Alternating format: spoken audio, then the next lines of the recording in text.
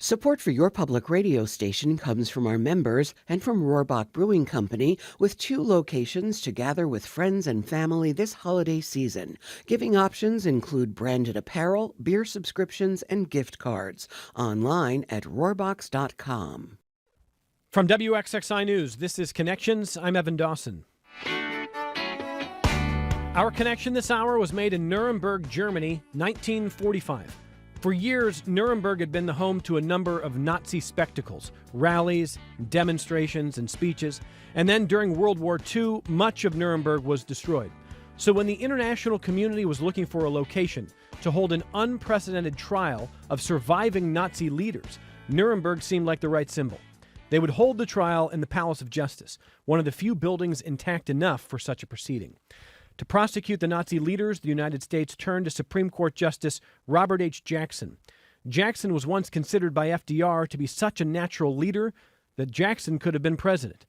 Justice Jackson would help lead a team of international prosecutors to make the case that the Nazi leadership had committed crimes against humanity and establish new legal categories for considering international acts of aggression. With the world watching, the trial started 80 years ago yesterday.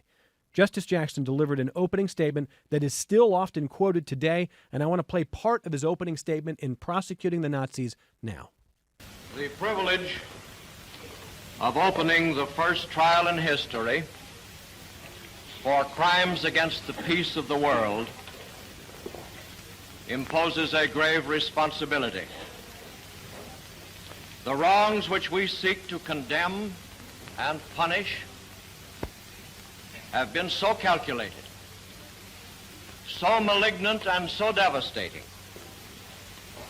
that civilization cannot tolerate their being ignored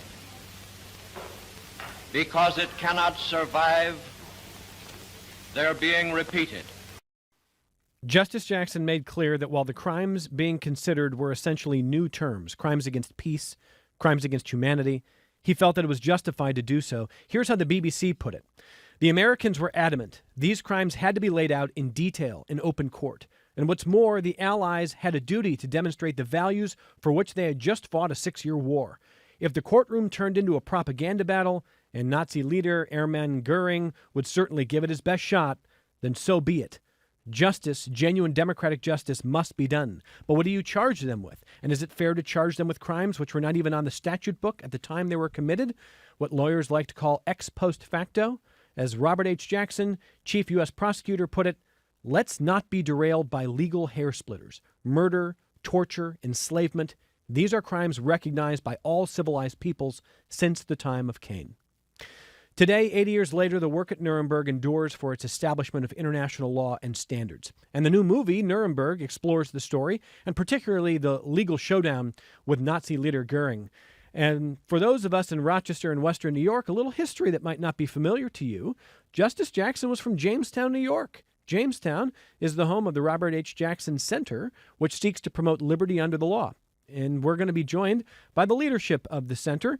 And let me welcome some of those leaders now. The president of the Robert H. Jackson Center is Kristan McMahon, who is joining us now. Kristan, thank you for making time for the program.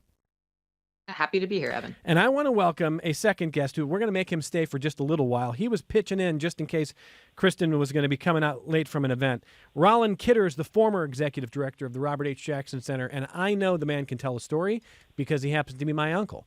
Raleigh, welcome to the show. Thanks for being with us. Hey, you're welcome. Nice to be here. Well, so I'm going to ask both of you right off the bat here. American civic education, Kristan, I'll start with you. Maybe it's not at the level we all would like it to be. Robert Jackson is a towering American figure. How many people, even from your part of Western New York, know of his roots in Jamestown and in our region? You know, it's certainly our goal as the Jackson Center that nobody gets to leave Western New York without knowing the name and the face of Robert H. Jackson. He's actually required to be taught in New York State, and that's something that the center worked on very early in its history. School students, adults, the community at large come to events at the Jackson Center here. We have a very robust slate of programs. And so I like to think that if you are certainly a Western New Yorker, you are more than familiar with his name and certainly appreciate his achievements. The center now still doing a lot of work, and in particular with the anniversary yesterday, Kristan, how important is this moment to look back and think about Nuremberg and maybe leverage what the center is doing to try to reach the public? There's that tried and true phrase that those who do not learn their history are doomed to repeat it, and that's a lot of the work that we do with our school education as well as our public programs, is to ensure a consistent voice in those events, whether it be his Supreme Court career or his time at Nuremberg, to help educate us, to give each generation a new way to answer and ask their questions, and to ensure that education opportunities continue.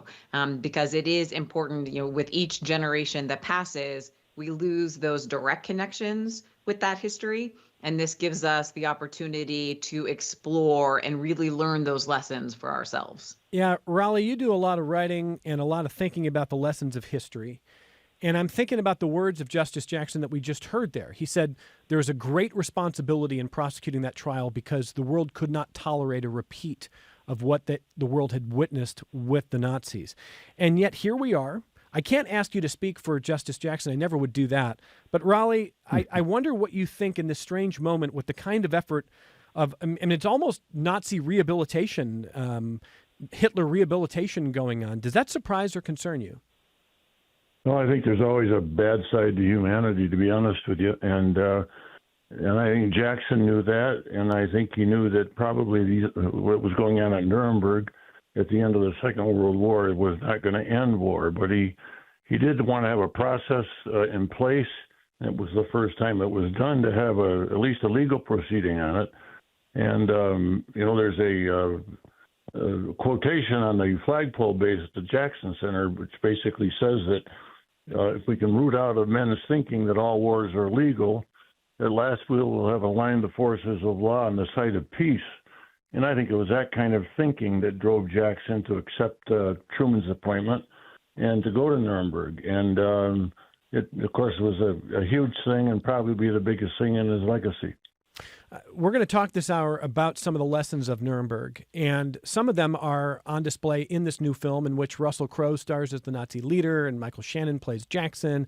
Rami Malek is in the movie, and we'll talk about some of what may be historically on the money and some might be a little Hollywood, but the larger themes certainly are there that we should be considering.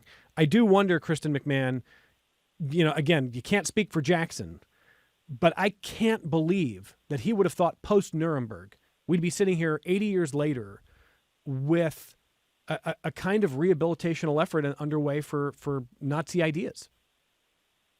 He was very aware of this possibility, I think. There's a line in his opening statement that says something along the lines of, what makes this inquest significant is that these prisoners represent sinister influences that will lurk in the world well after their bodies have returned to dust. And so he knew that tendency, those challenges, as you're saying, that are having a resurgence today, were things that were going to linger. It is an unfortunate part of human nature to that dark side of humanity. And that was one of his justifications for this tribunal, was to ensure that the world could see that these particular Nazi defendants were dealt with unambiguously, that they were dealt with decisively, in the hopes that it could curtail future events like this. I don't think it should be lost on us how extraordinary it was of the decision to have trials at all here. I mean, Hitler was dead, Goebbels was dead, but some of the other Nazi leadership survived. And we mentioned Hermann Goering among them.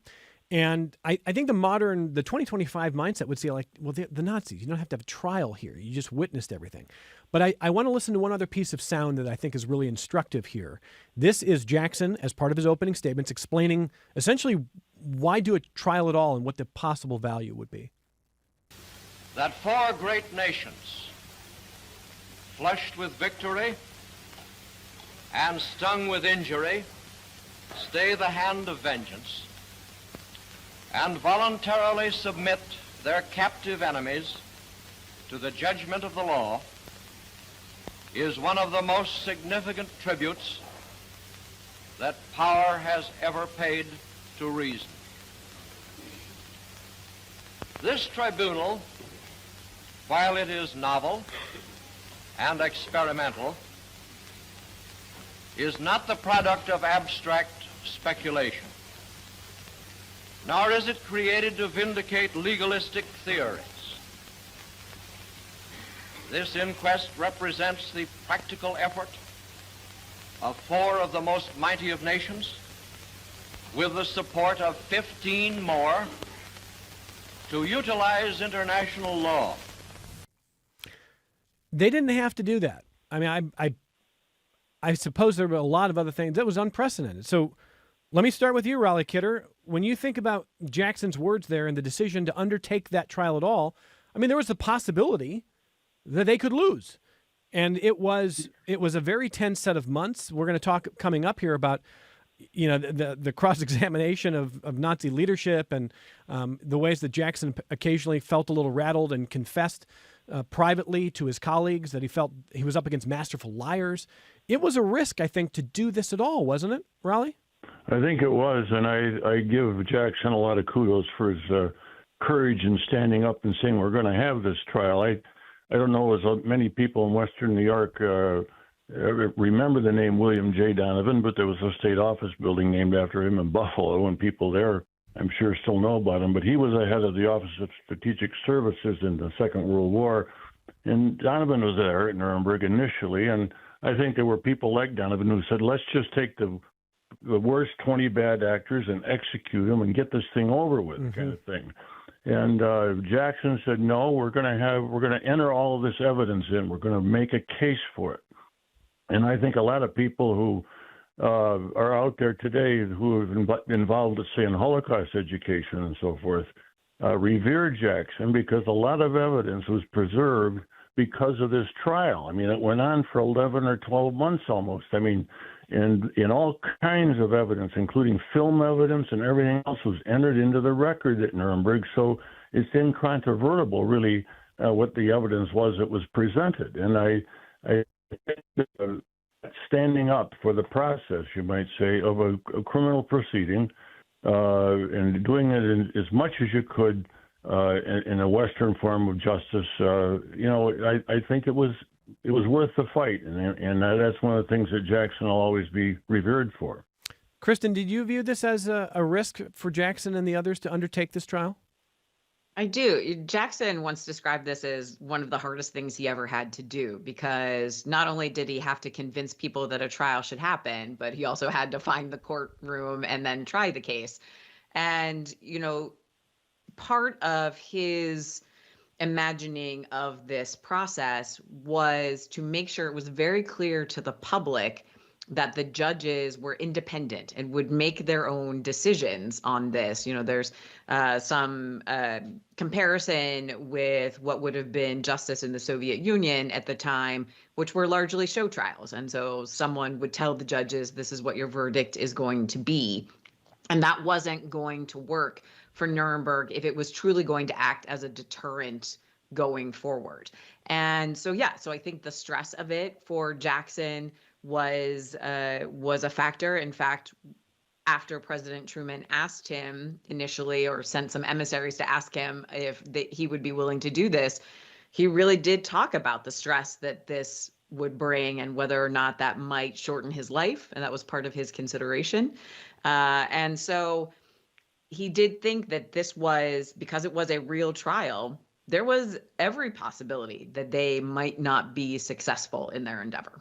Yeah, Kristan, to Raleigh's point, part of the risk here in these 11, 12 months of trial is you're going to present a lot of different evidence.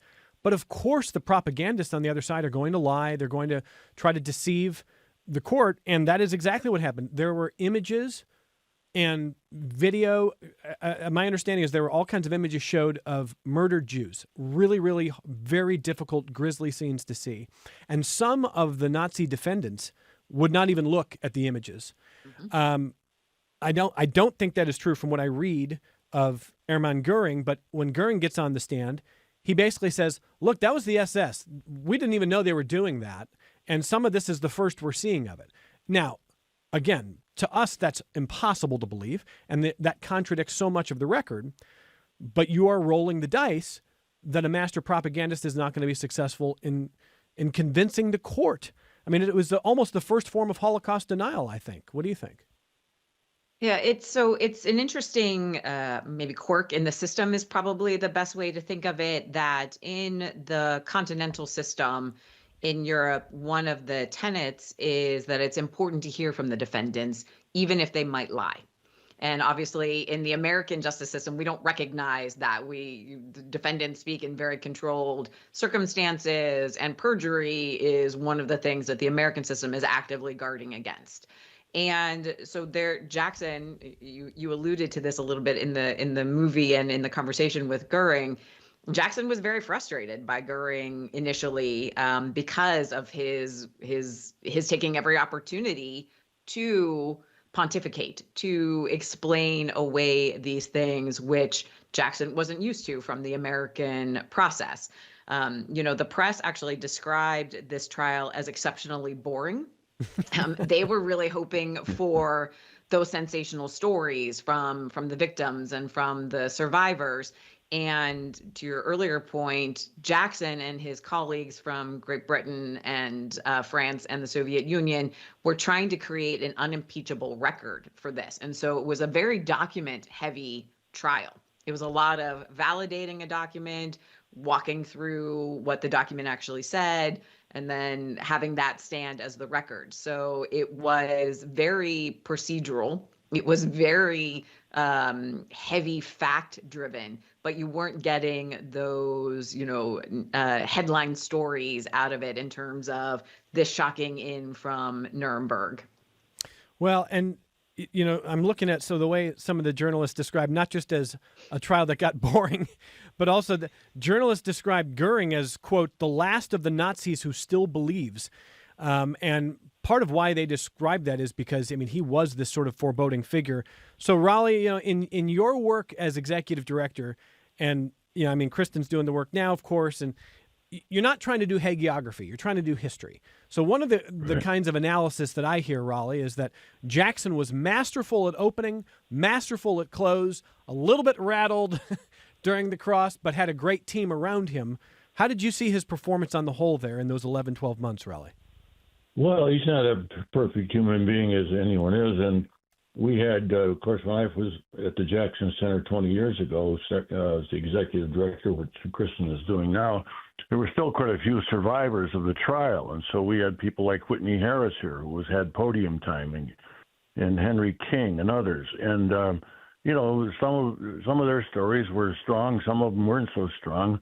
But I'll tell you one that you might be interested in how about. I drove Bud Chilberg down here to Jamestown from the Buffalo airport. And he, of course, was the guy who produced On the Waterfront and other movies that was well known at the time. And he told me about he got to drinking with a Russian guy one night because the Russians were there at the trial, at dinner or something. And he said he wanted to introduce film, but Jackson wouldn't allow the film that he had because it had been in the hands of the Allies and it had been in England, and people would say it had been tainted.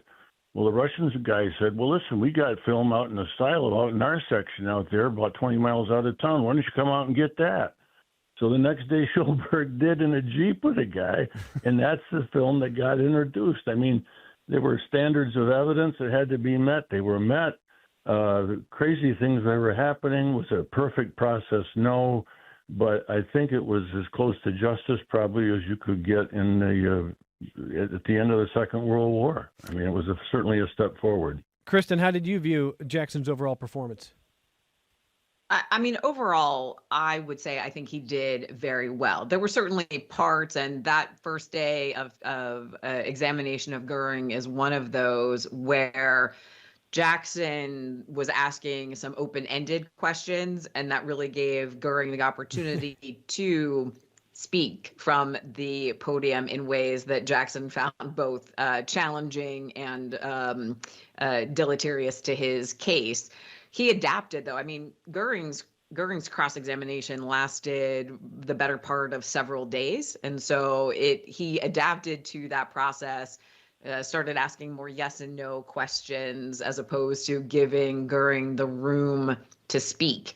Since he was the first to examine Goering, the other prosecutors from the other countries also learned that lesson in real time as well. And so they shifted their questions to be more yes and no type questions to avoid that same initial pitfall that Jackson had experienced. Well, when Goering was questioned about the bombing of Rotterdam or the intentional attack on civilian targets throughout the war, the Nazi leader answered, quote, "War is war. Every nation does what it must do to win," end quote.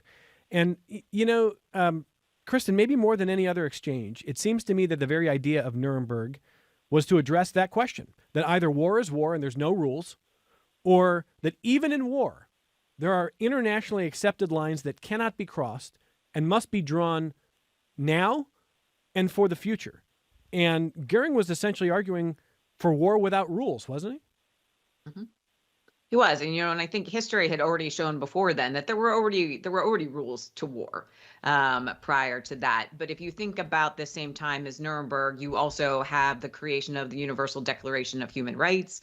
You have the birth of the United Nations, and so there really was this wholesale, very holistic effort post World War II to create these mechanisms to enable the countries of the world to communicate with each other, to work out their differences in places other than on the field of battle, and also to give them recourse when those weren't followed.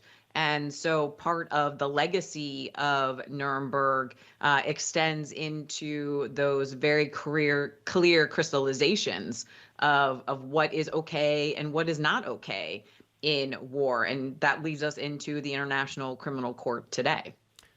Rolland Kidder, you served in Vietnam, wrote a book about your service and returning, and you understand what it is like to be in combat situations and still try to think through where the lines are. And I just want to give you some space to talk a little bit about this idea that Goering was challenging, whether it was Jackson or others who were cross-examining him, that, listen, in a war, there are no rules. You do what you can to win, and you pick up the pieces afterwards. And the world was saying no. So as someone who then served in a subsequent war, how important is it that there are lines that everyone recognizes? Well, I think it was true in World War II as well as Vietnam. But for example, we were trained and were told and ordered to keep civilians out of the picture as much as possible. And in my fighting in Vietnam, for example, most of it was at night, and we had a curfew. We told the civilians, we were fighting in areas where there were civilians, to keep out of the way, and they did. And when the shooting started at night, it was combatants primarily. So yes, I mean, there are rules of warfare. And I think what Jackson just went a step further and said there's also rules for those who are running the countries that are doing the war. And that's what sort of scared, I think, a lot of people is, you mean we're actually going to blame the people at the top? And the answer is yes, we are. And by the way, Jackson said in that opening address, I think, that we're asking these defendants, they're going to have to drink from this chalice. We may have to drink from it ourselves someday.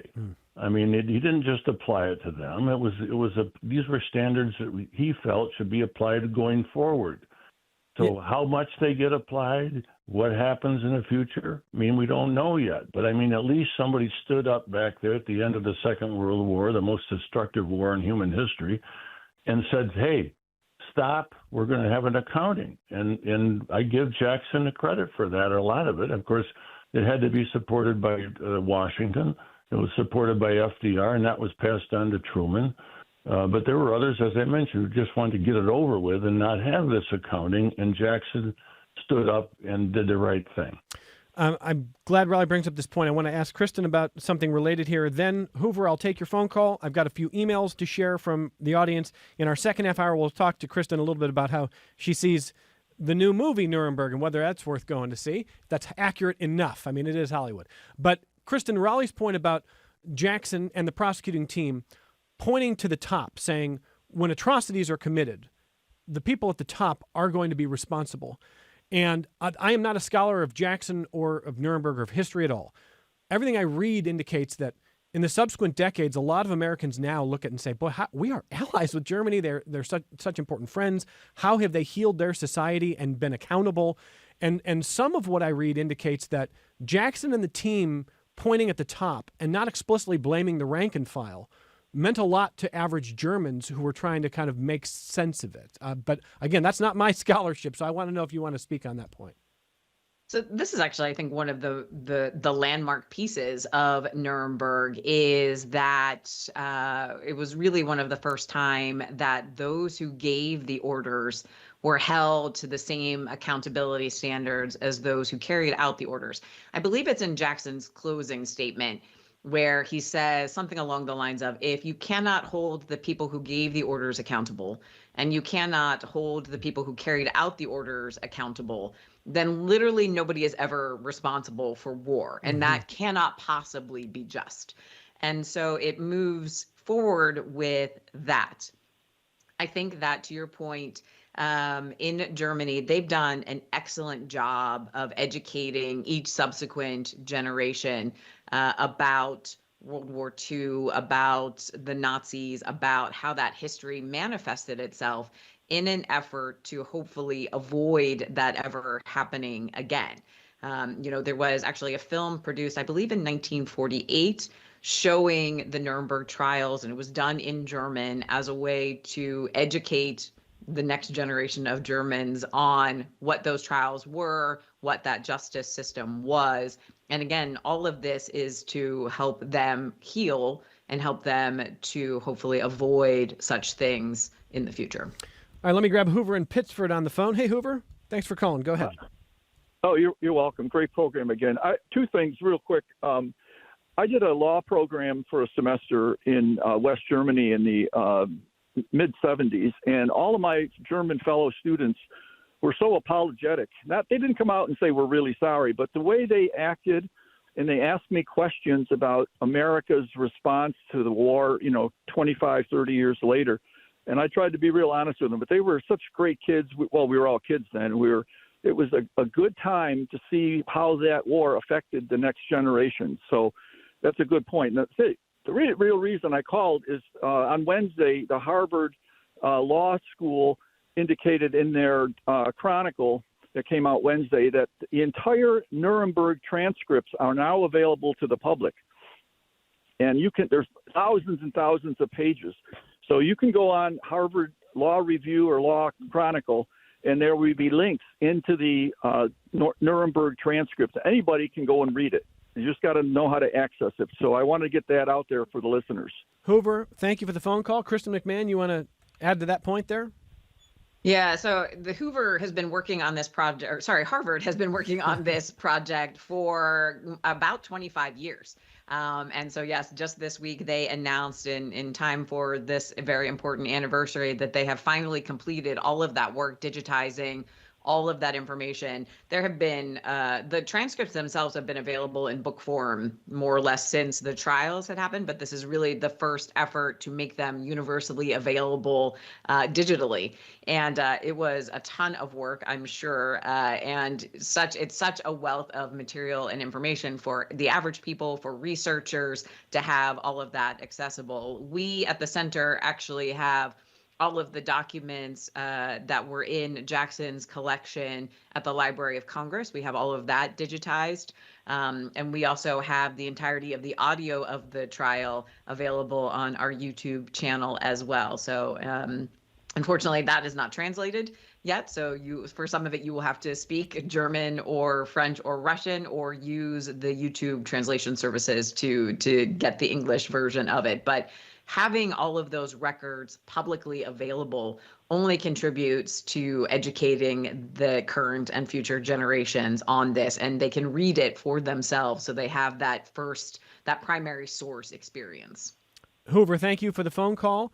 Averill writes in to say, Evan, another local connection is Edward Rigney, a Hobart 1931 grad who was on the prosecution team at Nuremberg. Edward Rigney working underneath Jackson's team there in prosecuting the Nazis. So there's another. If you're just joining us, we're talking about 80 years since the opening statements was yesterday at Nuremberg, and the enduring impact of Nuremberg, and frankly, Western New York local connections that you might not even really know about. Justice Jackson was from Jamestown, New York. The Jackson Center is in Jamestown, and they work on public education and promoting liberty under the law. So that's the conversation this hour. Let me grab one more email before our only break. This is Tim, who says, how is the Russian attack on Ukraine not an example of a Nuremberg violation? I don't know if this is in your purview, Kristan McMahon, but you get it. That's from Tim. Go ahead. No, absolutely. So honestly, this is one of the biggest conversations that the international community has been having since February 3 years ago, almost 4 years ago now, when the Russian Federation invaded Ukraine. It is absolutely seen as part of the legacy of Nuremberg. In fact, the International Criminal Court has issued indictments for President Putin and one of his ministers for war crimes and crimes against humanity with regard to the removal of children from Ukraine into Russia. And then just this past summer, the Council of Europe decided to help stand up a special tribunal for Ukraine for the crime of aggression. And so they're in the process of working through the logistics of that in terms of who will be the chief prosecutor, how is it going to be funded. These are all sort of just those basic logistics questions. But the hope is that that special tribunal will be stood up by early next year and can begin the work that it needs to do on the crime of aggression specifically. So there is some, Oh, no. Go ahead, Kristan. Yep, finish the point. I was going to say there's some, the International Criminal Court today has 3 crimes that they have primary jurisdiction over, which is genocide, crimes against humanity, and war crimes. And then the crime of aggression was added later. And so this will really be one of the first tests of the crime of aggression as added to the Rome Statute in 2010. So that's one of the reasons why there's a special tribunal being set up for this as well, because the referral mechanism for the crime of aggression needs to go through the Security Council if the parties are not signatories to the Rome Statute. And since the Russian Federation is a permanent member of the Security Council, they are never going to allow a referral to the International Criminal Court for this crime. Mm-hmm. Rolland Kidder, do you want to weigh in on Tim's email as well? Anything you want to add there? I'd just like to take this opportunity to say to anybody listening who has not been to Nuremberg, I would certainly urge them to go. It's a beautifully restored city. It was totally rebuilt after the Second World War. But it's also, it brings back the reality of all this. The Palace of Justice is still there. The courtroom where this trial was held is still there.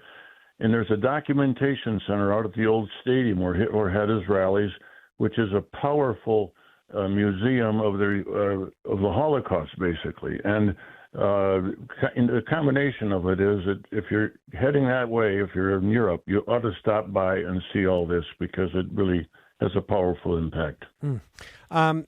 When we come back from our only break, I've got a few more emails I'll read, and then I want to talk to Kristan McMahon from the Robert H. Jackson Center in Jamestown, Rolland Kidder, the former executive director of the center. We're talking about 80 years since Nuremberg, and there's a movie called Nuremberg in theaters now. Russell Crowe plays the Nazi leader who is probably the big fish Nazi on trial and also the most foreboding, who really tangled with Jackson, but also tangled with a number of the people on the prosecutorial team. So we're going to talk about whether it's a valuable first step in education to go see that movie and maybe what Kristan thinks of that. So we'll take this short break, come right back on Connections. A bipartisan group in the House wants to ban members of Congress from trading individual stocks. They argue lawmakers have access to information that most Americans don't, and that creates an appearance that they are profiting from their jobs. We all know what's going on. Congress knows what's going on, and it needs to stop. I'm Elsa Chang, the quote, fist fight over stock trading on All Things Considered from NPR News. This afternoon at 4. This is Connections. I'm Evan Dawson. All right, Pat emailed to say, Evan, you buried the lead. What happened at the end of the Nuremberg trials? We're not trying to do like a spoiler alert. I think 80 years on, I think we should all know that it was a successful prosecution. And in fact, I think it was the night before Goering was going to be one of 9 or 10 Nazi leaders hanged, he committed suicide, I think, with a cyanide pill. Although I don't know if we know exactly what. Do we know what happened, Kristan McMahon, there? There are two stories that I've heard on this. One is that he always had the pill on him and it was just sort of secreted in a place that no one had thought to search. Another story is that one of the guards smuggled it to him. So I personally don't know whether one or the other is completely accurate, but those are the two stories around that situation that I've heard. What I've also read is that he asked for a firing squad and was denied. Is that correct? He did, yeah. So he did not think a hanging was a dignified enough death for someone of his military stature. And so he petitioned the court to be shot by firing squad instead, and the court denied that request. And so I think it was actually within 2 hours of his scheduled hanging that he committed suicide. So, Pat, that's the answer on what happens immediately after the trial. But Raleigh, as your colleague Kristan McMahon was talking about the long-term impact and the ways that we are still talking about it today, is it possible to overstate it? What's the legacy of Nuremberg in your mind, Raleigh? Well, I think it's still the standard, probably the gold standard in terms of addressing the issue of war, at the top levels and at the leadership level of government. And our country is sort of in between, I guess you could say. I think most Americans would agree with that, but we have not agreed to be a member of this criminal court treaty, fearing that it would, I guess, diminish our sovereignty in some way. It frankly doesn't concern me that much. I think accountability on something like this is important, no matter what country you're talking about. And I think Germany was a civilized country as we know it, and had great artists and musicians and a good government, or at least the beginnings of a democratic government when all this happened. So I'm glad Nuremberg is there, and I think it is the gold standard still. Well, the film in theaters now. Kristan McMahon is the president of the center. Have you seen Nuremberg, the film? I have. Okay, so Russell Crowe plays Goering. Michael Shannon, I think, plays Jackson. And first of all, just in general, did you enjoy it, and did you find it accurate enough for your tastes? I did enjoy it. I think it is very well acted. I think that the dramatic licenses that were taken were ones that you would expect Hollywood to take. So it's actually based on a book by a gentleman named Jack L. High, who I think the book came out about 10 or 11 years ago. And it's called The Nazi and the Psychiatrist. And so it really focuses on the relationship between Rami Malek's character, Douglas Kelly, who was a psychiatrist at Nuremberg, and Goering and some of the other Nazi defendants. The book itself doesn't go into the trials at all. And in fact, Douglas Kelly had left Germany by about January of 1946. So he actually wasn't present for Goering's examination. But again, from a dramatic license perspective, you understand why James Vanderbilt made the decision he did to have the Douglas Kelly character there for the entirety, and certainly leading up to Goering's examination. From the center's perspective, we really hope that if it is somebody's first introduction to Nuremberg, that it intrigues them enough to learn more. We're actually bringing Jack L. High here to Jamestown at the end of January for a special screening of Nuremberg, and then a conversation with Jack afterwards to have some of these conversations about the historical accuracy and adapting his book into this movie. Yeah, I always think historical, I guess, well, it's not, I mean, it's based on a true story, but there's license. And I always want to ask the writers, was history not interesting enough that you had to, and I get it, to your point, if he wasn't there, if he left in January and Goering takes the stand in March, does it matter if we fudge that a little?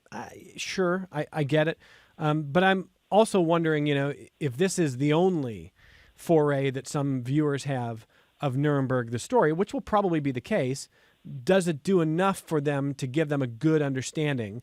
Because I'm with you that you always want people to say, I'm interested. Now I'm going to deep dive on my own. But for the people who don't, does it do damage, or is it, sort of passable? Yeah, I mean, I don't think it does damage. Personally, I think so the Jackson representation, especially with the Goering cross-examination, came across weaker than I actually think it would have been in history, in the historic record. But it is accurate enough to give people an understanding of the basics of Nuremberg. It was a trial. It was one of the first of its kind, and that these Nazi defendants were held accountable for their actions during World War II. And when you think about the basics of the Nuremberg trials and what Jackson's hope was for them, I think that covers it. Alex emails to ask, do your guests think the schools are doing enough to make sure students understand the tragedy that led to the Nuremberg trials? So I'll start with Kristan, and I'll let you answer there, and then I think I've got a follow-up related to some of the other things happening this week. But in general, Alex wants to know, how are schools doing with this? What do you think, Kristan? Yeah, so I think it's a mixed bag, to be honest. When I think back to my history classes in high school, they basically stopped with the Civil War. We never really got into even what I would consider modern history. And so some of that is a function of the test taking, the standards that are set by each state. I think absolutely within most schools, there are teachers going above and beyond to educate students by creating special classes. Here in Jamestown, one of our high school teachers has a class on social justice where she does a lot of this type of education. They come to the center all the time for our programs.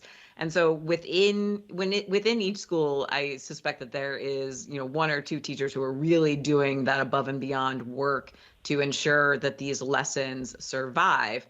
But it is a part of the education system today that the state set so many standards that you're not going to be able to cover the entire breadth of history. Raleigh, what do you think? I mean, I'm not in schools every day, and I don't want to denigrate anything teachers are doing because I know how hard it can be. But you certainly hope that students are emerging with a pretty good understanding of history and the risk, as Jackson himself said in the opening, of seeing certain major tragedies repeated. So how do you think schools are doing, Raleigh? Well, I think the schools I have grandchildren in schools here in town, and I think they're getting a good overview of history. Of course, I preached to them quite a bit about World War II because I was on the committee that built the World War II Memorial in Washington, on the Site and Design Committee. And I think the most critical event in the 20th century was the Second World War for this country and for the world. And hopefully we learned some lessons from it at Nuremberg. But I think it also is realistic. The further you move away in history from a time when it happened, the less attention gets paid to it. And that'll probably happen for the Second World War. But that's one of the reasons we built that memorial on the east-west axis in Washington, D.C., so people can go there and they'll remember. I think that's, number one, really, really well said. And then that second point, the longer you go in history, the less you feel like there's even time or attention on something. And that was the point made last week on this program when we talked to David Schmidt, one of Ken Burns' colleagues on the new American Revolution series, which is finishing up tonight on PBS. The 6-part series has been rolling out all week, an amazing, amazing production, a decade in the making. And some local teachers on this program were saying to us that, the Revolutionary War really was a civil war, and it became a world conflict.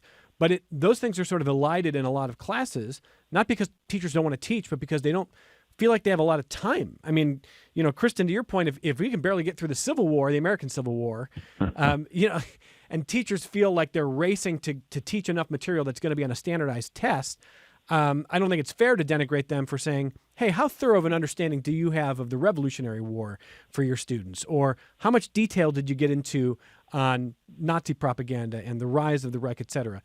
It's not easy to be a teacher.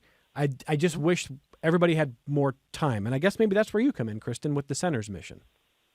Absolutely. Nonprofits like the Jackson Center are here to augment formal education. So whether that be for students who are in school today or adult people who are curious about perhaps things that they learned about or perhaps things that they didn't learn about, that's why we do the programs that we do. So our programs are both dives into history as well as conversations about contemporary relevance.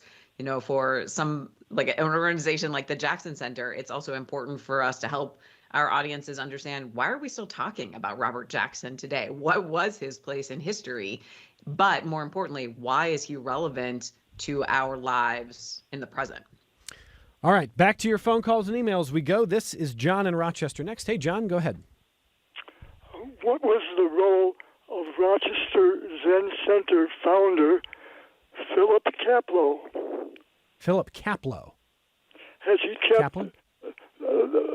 the notion of justice alive? I don't know. Is that a name that you recognize, Kristan McMahon? Well, he is a I'm sorry, I didn't hear the name. Go ahead, John. Philip Kaplow was a reporter at both war crimes trials in Germany and in Japan. Okay. Kristan, Philip Kaplan, is that a name you know?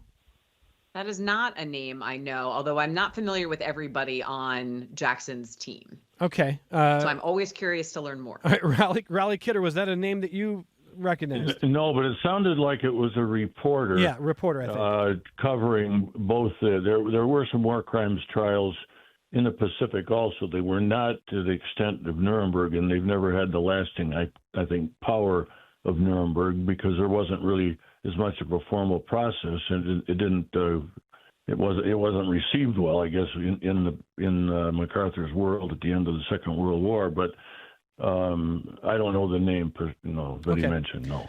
Andrew, thank you, John. Andrew emails the program saying, Evan, you've covered the rise of Nick Fuentes, a proud neo-Nazi who said that Hitler was cool.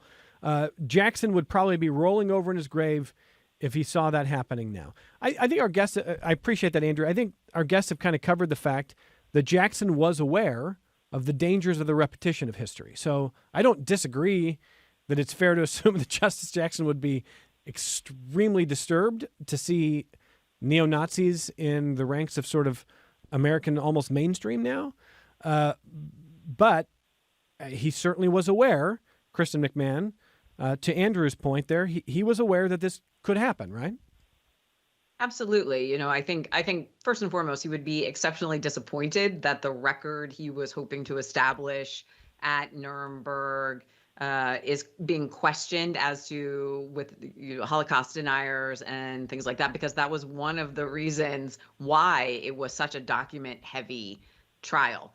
He recognized that within society, for all of humanity, if you go all the way back to the biblical stories of Cain and Abel, that there have always been dark forces within our humanity, and that part of the reason for this trial was to be able to create an accountability mechanism and a way to deal with that going forward. I think he would be quite pleased with the fact that the International Criminal Court came into being.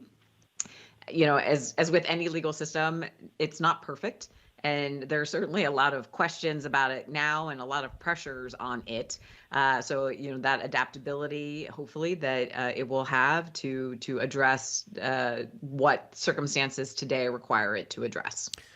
Raleigh, I'm in response to Andrew's email, I will say I appreciate the point that you and Kristan have made about how valuable Nuremberg was simply as a historical record that is undeniable. There were stories of American generals after the war wanting to document for themselves the concentration camps that they were seeing up close, literally saying, I'm doing this so people understand that this was real.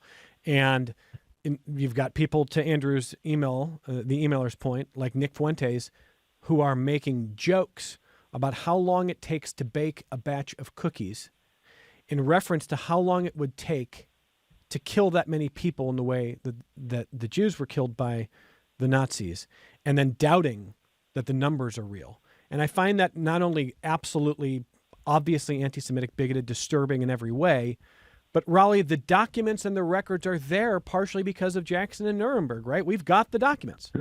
That's right. And you got to remember, there was probably lawyers listening today. I happen to be one that never practiced law, which is probably a good idea. But the truth of the matter is documentary trials are boring. And a lot of, I think, Nuremberg was boring. It wasn't ineptitude on the behalf of, or on the part of Jackson. It was just that he had many lawyers there, took the podium and took on different defendants. The other thing I would say about the trial at Nuremberg is there were acquittals. There were people that were sentenced. Not everybody was hung like everybody thought they would be when they walked into that room. So there was some justice done. There was some decisions made. And the process itself, yeah, it was flawed, I suppose, but it wasn't just victor's justice.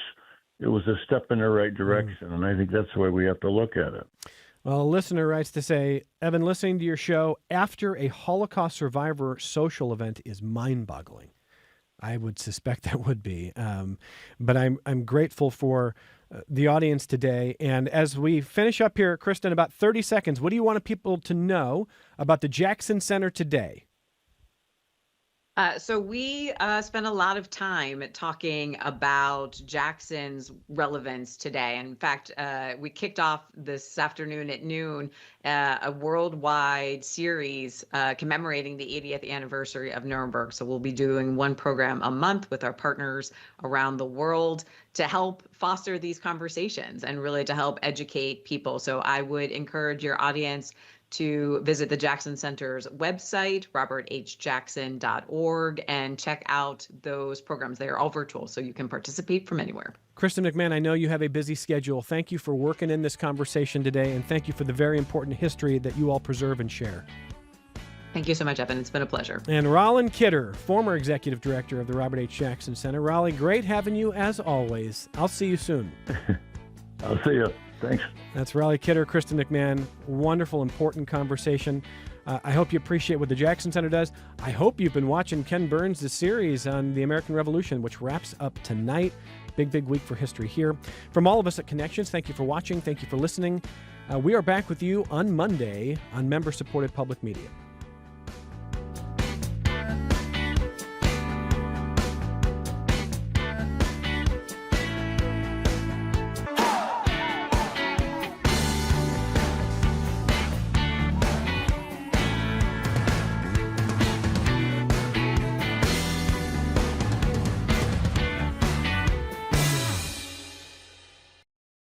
This program is a production of WXXI Public Radio. The views expressed do not necessarily represent those of this station, its staff, management, or underwriters. The broadcast is meant for the private use of our audience.